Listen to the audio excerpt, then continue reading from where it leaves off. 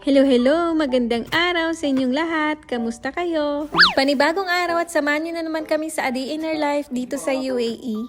Pagkatapos ko nga pala magawa yung mga gawaing bahay sa umaga, sa tanghali naman ay kumain na nga rin kami ni Zane. Pagkatapos noon, pinaliguan ko na nga rin siya para patulugin nga siya ng kanyang daddy. Matutulog nga rin sana ako kasama nila pero napa-cellphone nga ako at napatambay sa sala namin. Magpa 4:30 PM na nga rin nung nagpunta nga ako dito sa kusina para nga magluto ng ulam namin. Nung naggrocery kami, kumuha nga ako nitong chicken breast pero hindi ko nga napansin na may buto pala itong napili ko. Kaya bago naman ako magluto at eto't inaalis ko nga muna. Ang lulutuin ko nga palang ulam namin ay giniling na manok. Kaya naman nilabas ko na nga rin yung food processor namin at dahil nga meron na ako noon, hindi na nga ako bumibili ng nagiling na karne. Pork giniling nga sana yung iluluto ko kaso hindi nga kami nakadaan at nakabili ng karne ng baboy. So ayun, naghiwa na nga rin ako ng patatas, carrots at ng red bell pepper. Hiniwa ko lang ng pa-cubes tapos naghiwa na nga rin ako ng bawang at sibuyas. Habang naghiwa nga ako, nagising na nga rin yung anak ko at nanghingi nga siya ng mamon kaya naman ayan, binigyan ko nga siya. Nakahanap nga rin siya ng bagong upuan niya at dyan pa talaga sa may trolley bag namin. Meron nga siya yung maliit na upuan, yung kulay red, pero dyan nga siya umupo. Napakagaling nga na bata. So ayan, nahiwa ko na nga lahat at nai-ready ko na nga yung mga sangkap. Pero hindi ko pa nga naumpisan igiling etong manok. Saglit lang din naman to natapos kaya naman nagsimula na nga rin akong magluto.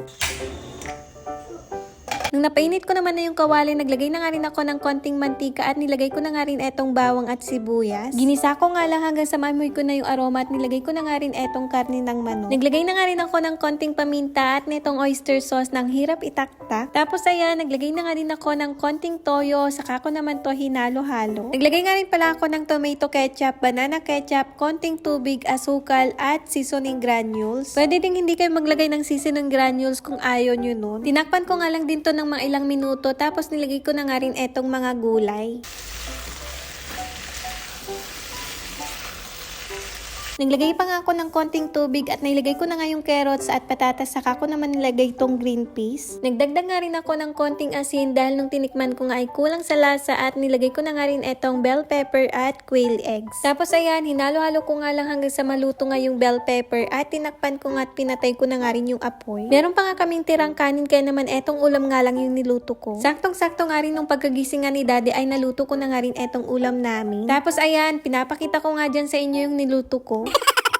Nagpainit na nga rin ako ng kanin namin at etong si Zane ay may dala nga siyang bola. Hindi ko nga inaasahan yun at muntik pa nga maisakto sa kanin namin. Kaya naman talagang nagulat nga ako doon dahil yun nga lang yung kanin namin. Kapag kasi nahulog, edi wala na nga kaming kakainin. Siya nga na naman yung nahuling kumain dahil nga puro siya daldal. At para naman may sabay ko nga sa hugasin etong mangkok niya kaya naman sinusubaan ko na nga lang siya. Feeling bloated nga rin ako ng mga ilang araw kaya naman eto umiinom nga ako ng Yakult. After ko naman makainom ng Yakult, eto tinumpisan ko na nga rin etong mga hugasin ko. At dahil nga magna-night duty nga ulit si daddy, kaya naman ako ulit yung maghuhugas. Pero kung walang duty si daddy, siya talaga yung naghuhugas sa amin. Kapag kasi night duty niya at pagkatapos nga namin kumain ay naliligo na nga rin agad yun. Di pa nga ako natatapos sa paglilinis sa kusina at oras na nga rin ng pagpasok ni daddy. Kaya naman nagpray nga muna kami bago naman siya pumasok. Di pa nga dyan nakasapatos si daddy kaya naman si Zane ay kinuha niya na nga yung sapatos ng kanyang daddy. Pati nga ako gusto niyang pagsapatusin ay wala naman akong pupuntahan. Alam niya na nga rin yung mga routine namin dahil nga madalas din kaming lumalabas. So ayun, pagkalis naman ni daddy, balik na nga rin ako dito sa kusina namin para tapusin ko nga yung paglilinis ko dito sa may lababo namin. Pagkatapos ko naman sa kusina, pinagtimpla ko na nga rin ng gatas si Zane.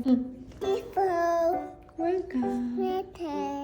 Madalas nga pala mag-thank you, welcome at sorry yan kapag ka may nagawa. So ayun, pinanood ko nga rin muna siya ng TV para nga makaligo na nga rin ako. Oh siya, paano? Yun lang muna. Sa susunod ulit. Bye-bye from day. Wow, wow, okay. Super.